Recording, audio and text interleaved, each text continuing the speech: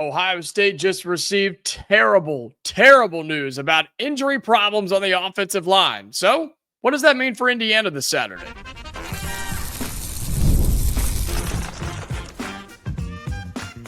You are Locked On Hoosiers, your daily podcast on the Indiana Hoosiers. Part of the Locked On Podcast Network, your team every day.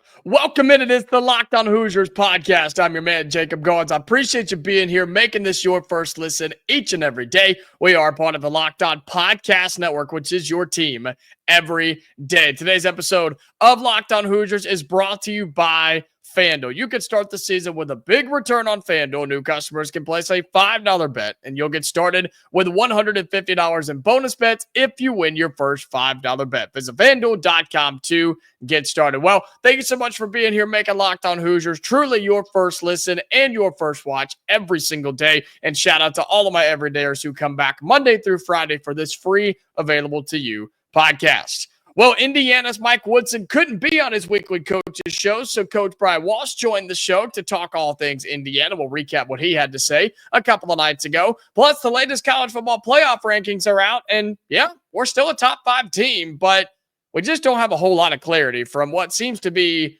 a pretty broken system. But all of that pushed aside because Indiana and Ohio State go at it this weekend. Still a top 5 matchup, still happening in Columbus for Big Noon Kickoff.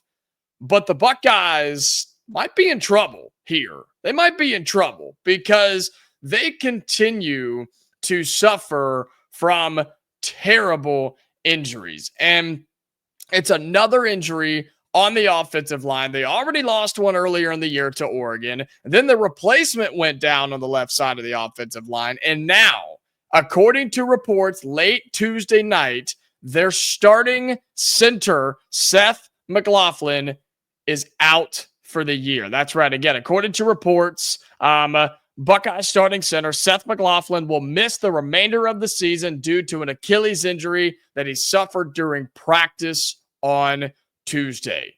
Folks, this is significant news. This is massive news. This is so big. And let me say this. I want to start by saying this.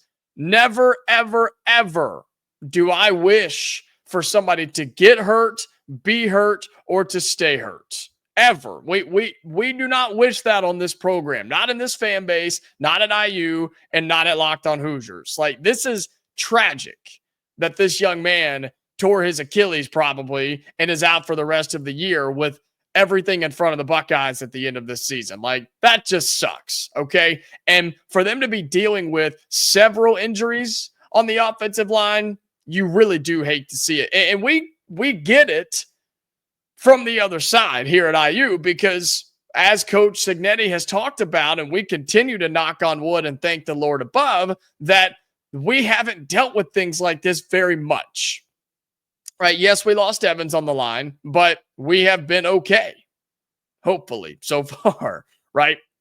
And so by no means am I like, oh, gotta take advantage. That's amazing. He got hurt. Let's just dominate. Like, no, you don't want to act like that because that's not how I feel at all. But you do have to find a way if you're Indiana to, I guess, for a no better way to say it, take advantage of this, right? You have to find ways to still play the game, and Ohio State's going to have to do the same thing. Like, they're not just going to say, oh, well, we don't have our starting center guys. Can we reschedule? Like, can we play this some other time? No, you still have to line up and play 4 quarters of football on Saturday afternoon. And so that's what's going to happen here. And for Indiana, you've got to be, yes, sad for Ohio State. You've got to be sad for the young man, and you have to have sympathy there. We've gotten that out of the way, okay? Now let's talk about the football side of things. Indiana has to be licking their chops and thinking we have a shot here. We have to be looking at this and say, as unfortunate as that is, yeah, that benefits us for Ohio State to be down another starting offensive lineman, and not just any starting offensive lineman, arguably the most important offensive lineman in the center that works with Will Howard, right? The guy who starts every single play, who communicates on the offensive line, is no longer playing this season because of an Achilles injury that happened in practice on Tuesday. And you look at the stats, right? Ohio State's Will Howard has been sacked 9 times this year, so almost once per game. That's not bad. That's not too bad, right, for Ohio State and for a quarterback in Power 4 football. To only have 9 sacks at this point in the season, yeah, you'll take that, right? He's got almost 2,500 yards, 24 touchdowns, 5 interceptions. The dude can play. He's got playmakers everywhere, yes, but the dude can play. He's got 2 elite level running backs behind him. He's got one of the best young receivers I've ever seen on the outside in Jeremiah Smith.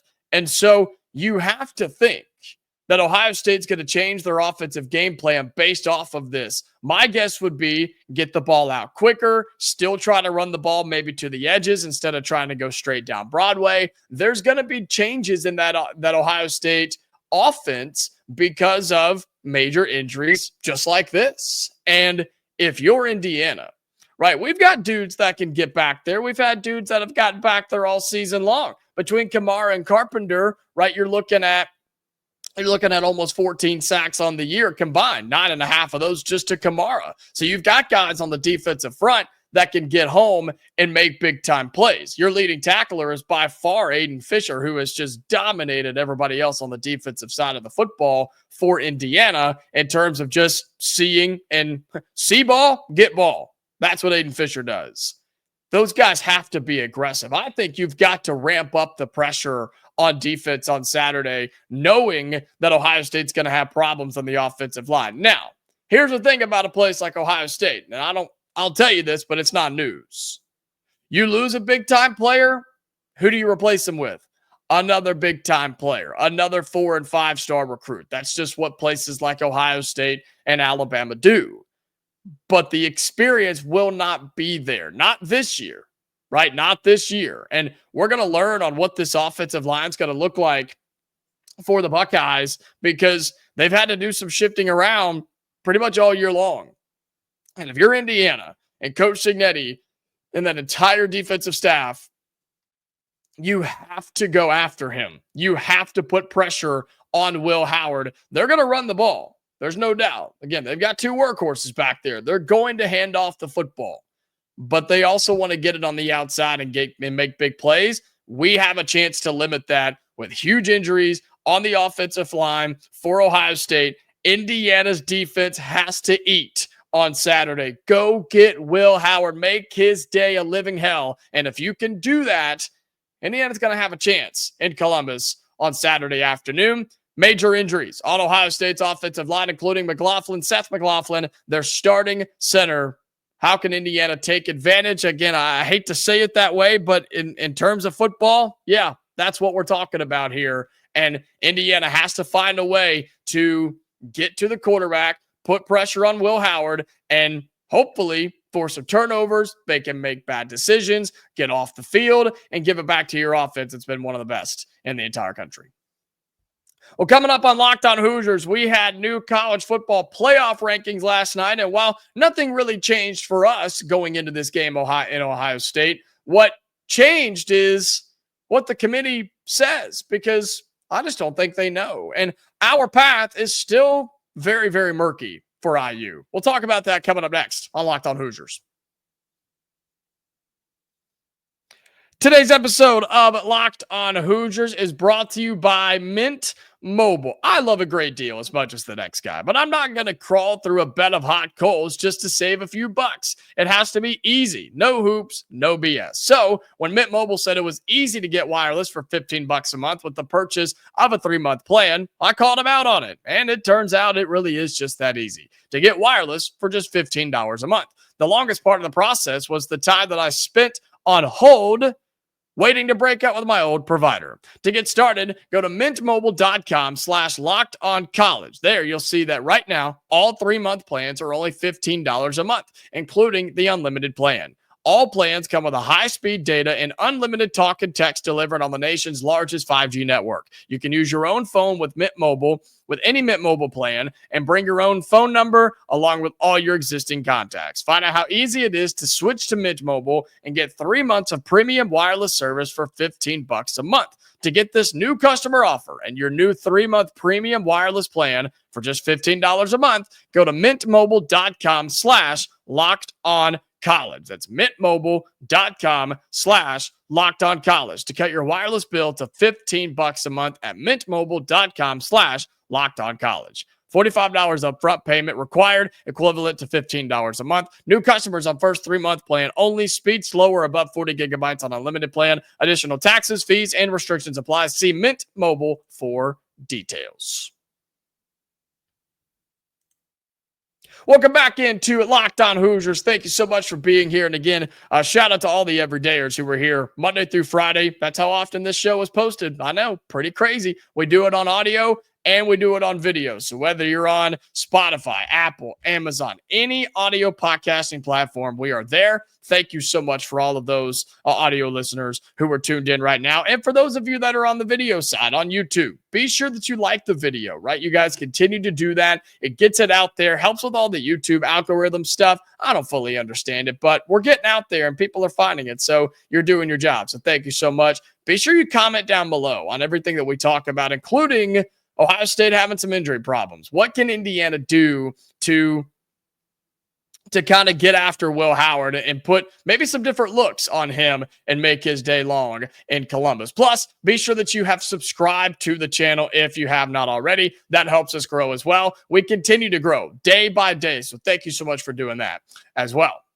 Well, speaking of football, we got more college football playoff rankings last night. Yay, right? We're all just so excited about the college football playoff, and we all are so clear on what's going to happen, right? If these teams win, you're in. If these teams win, you're in, and there's just no confusion on what's going to happen, right?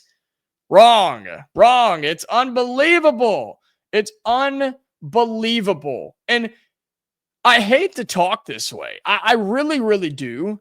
But they have not helped themselves at all because the College Football Playoff Committee continues to change their language. They continue to change the way they evaluate teams, and they continue to change the way that they rank teams and the reasons that they do it, right? Here's your latest College Football Playoff rankings. This was as of Tuesday night, okay? You've got Oregon at 1, Ohio State 2, Texas 3, Penn State 4, your Indiana Hoosiers at 5, thank you. Notre Dame at 6, Bama 7, Miami at 8, Ole Miss at 9, Georgia 10, I'll do top 15, Tennessee 11, Boise State 12, SMU 13, BYU 14, and Texas A&M at 15. Now, there are still 5 or 6 teams outside the top 15 that I think have a legitimate chance. And everybody's complaint about IU is, oh, their strength of schedule is terrible. They haven't beaten anybody. They're 100th in the strength of schedule. They shouldn't be ranked that high. Well, what are we valuing?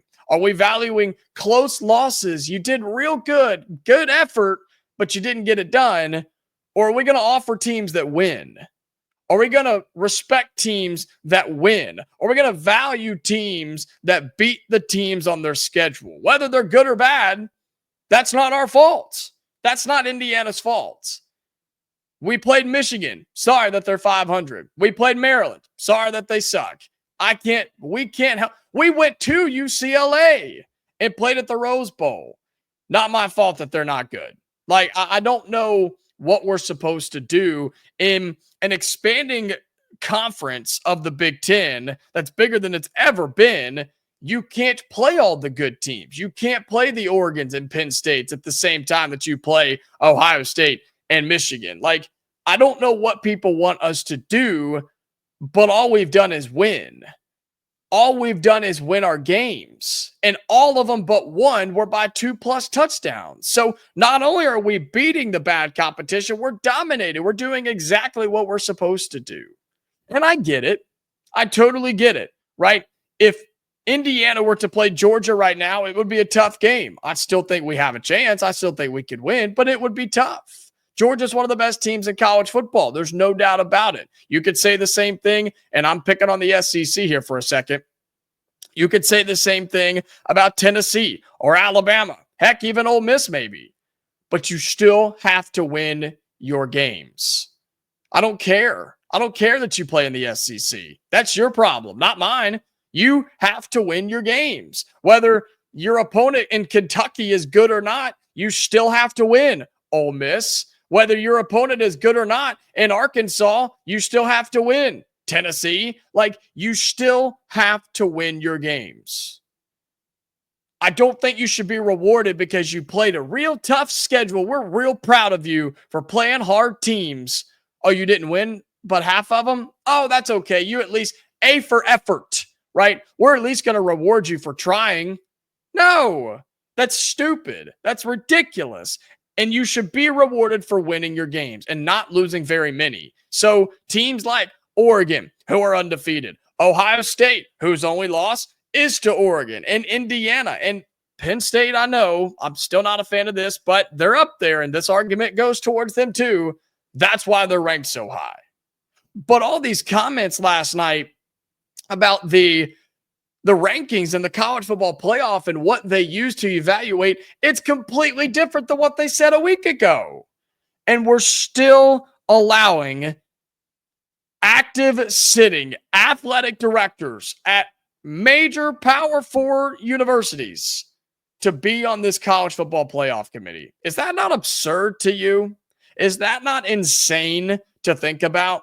That there are active athletic directors who have direct ties to major college football programs who are making decisions on who is in and who's out. Like, that just, I cannot believe that we allowed that to happen. And then at the end of the day, ESPN throws them as many softball questions as they can, and they can't press them on it because they'll probably be fired for it. And so they just get to loft them as many easy questions as possible. They don't answer them. You can go read through the script. Go rewatch the show last night. They don't answer the questions, but they just move on, and they get to go home, and they lay their head down at night, and nothing impacts them. Nothing changes for the college football playoff committee. And so here's what we know about Indiana. And this has been the same for weeks now. We beat Ohio State. We're going to Indianapolis. We're going to have a chance to win that game and put ourselves in the college football playoff rankings, bracket, whatever you want to call it, right? That's the good thing here. We are one of the few teams in America right now that completely control our destiny if we win. We win and you're it. It's simple. Now, there's all the different variations of beating Ohio State, but losing to Oregon. Are you still in? I think you would be. If you lose to Ohio State and then beat Purdue, your only loss was to a top 3 Ohio State team. Like, do you get punished for that when you won all of your other games? Well, we don't know because they can't give us an answer to that. So, I don't know, man. I don't know. It's hard to sit here and talk about it and try to tell you what to think, and not in that way, just to try and at least give you an idea of what to think on what we think is going to happen, but we just don't know. Like, we have no idea. If we lose, how does this start to shake out? How does this start to play out? I don't know. We don't know. And so I would love to give you some insight on what I think is going to happen, and all I do know is if we win, we're in. If we lose, it's going to get murky. Depends on what happens around us, I guess. But I think it just depends on how they're feeling on that Tuesday night. I think it just depends on what they ate that day. I think it just depends on whether they had a fight with their significant other before they walked out the door to go and be on the college football playoff committee on a Tuesday night. I think it's the most broken system we've had in a long time. And it's unfortunate because this is a really cool thing with an expanded playoff, with more teams involved, more games mattering late in the season. But they fumbled the bag so hard on this that I'm starting to lose stock in it. I'm starting to lose faith in and confidence in this because they're just so bad and corrupt at times that I just don't want to believe them. I don't want to listen to them because they change the way they speak, they change the way they think, and they change the way that they act every single week to fit whatever narrative that they're trying to pull. And I'm not a fan of that. But for Indiana, as we wrap up, this segment. For Indiana, it's simple. You win and you're in. And that starts with Ohio State coming up this weekend. All right, we'll flip over to basketball coming up in just a second as Mike Woodson was not on his coach's show this week. He was out recruiting. So Coach Walsh joined the weekly radio show and had some things to say about Indiana and their hot start this season. We'll have that coming up for you in our final segment right here on Locked on Hoosiers.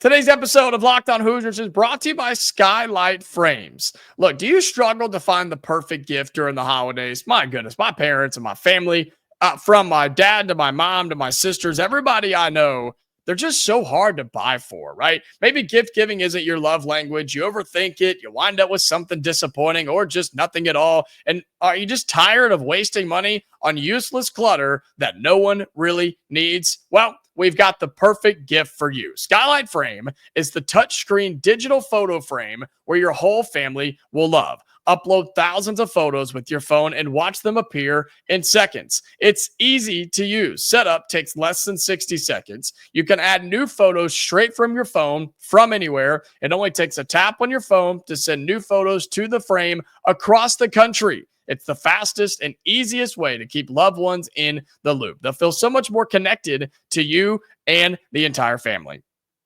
It looks beautiful in your home. It's not just a screen. It's an actual frame. It looks like a picture frame, but it's got the pictures that rotate all the time. Photos are displayed in HD resolution, and you can choose from 5 different frame styles. Set it up in a portrait or even a landscape mode.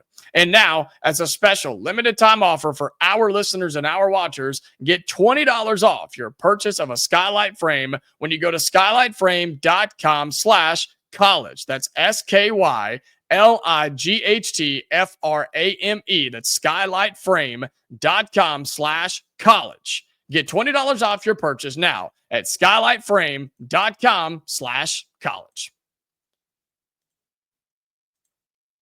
Today's episode of Locked on Hoosiers is brought to you by FanDuel. Get ready to tackle the NFL action with FanDuel, America's #1 sports book. Because right now, new customers can bet $5 and get $150 in bonus bets if you win. The FanDuel Sportsbook app gives you everything you need to place live bets on the NFL all in one place. Are you betting on the Cowboys right now?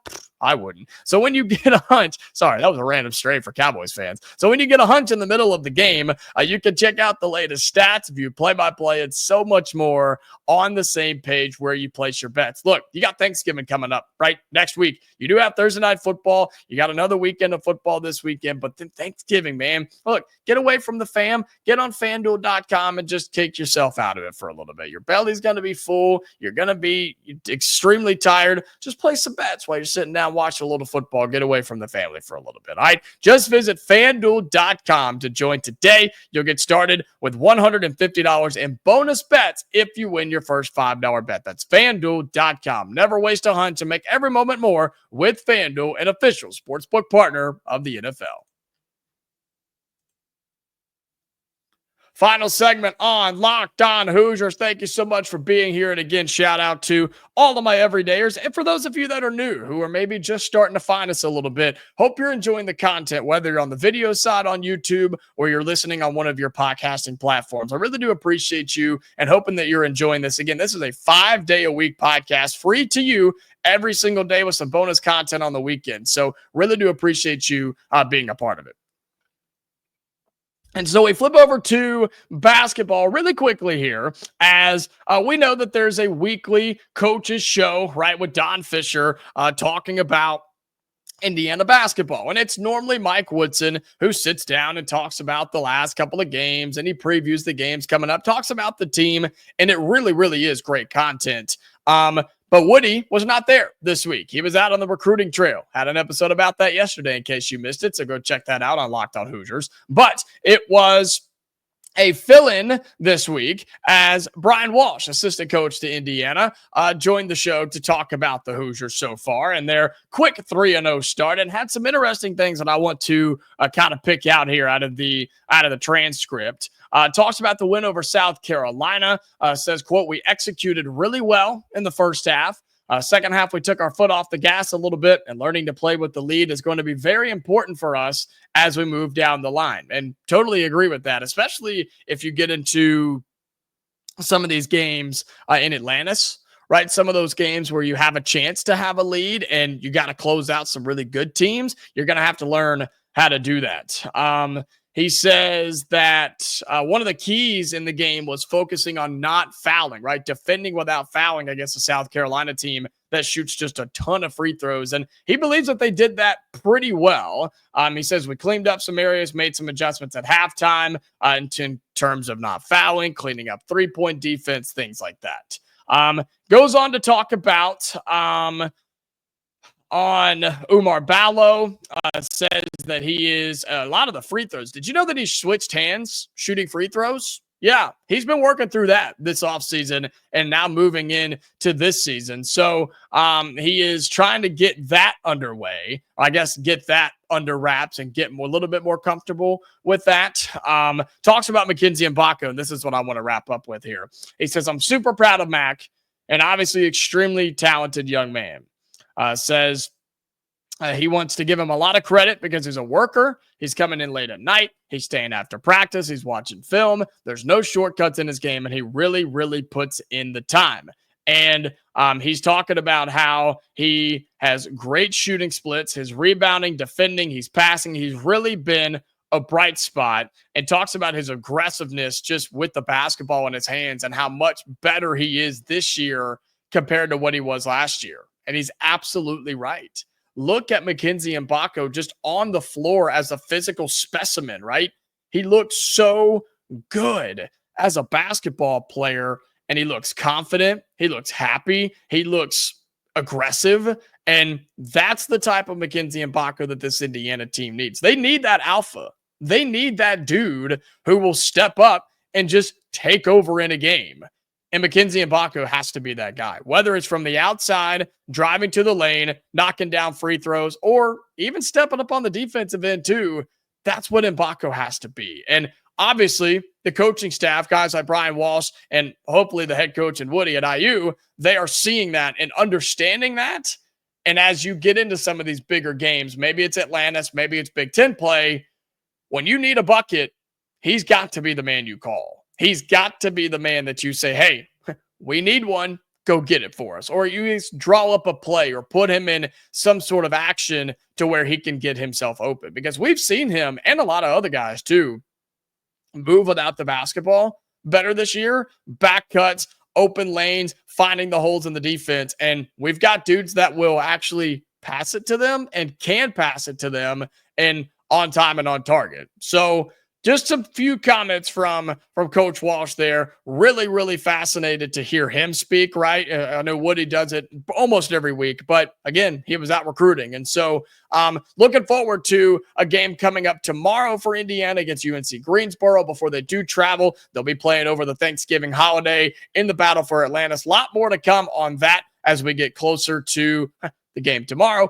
and then, of course, closer to the Thanksgiving. And look, schedule won't change. We'll have episodes for you every single day of Locked On Hoosiers, even during Thanksgiving week. So keep that in mind. We'll have all that for you right here on Locked On Hoosiers. And that's going to do it for today's episode. We are back tomorrow talking more football. What other news are we going to get between Ohio State and Indiana? Got some significant news today, and you never know what's coming tomorrow as we get closer to previewing Ohio State and Indiana, plus more basketball talk as well as we'll get through the rest of the week. All right, we're back tomorrow, Hoosier fans. So until then, stay safe, and I'll talk to you later.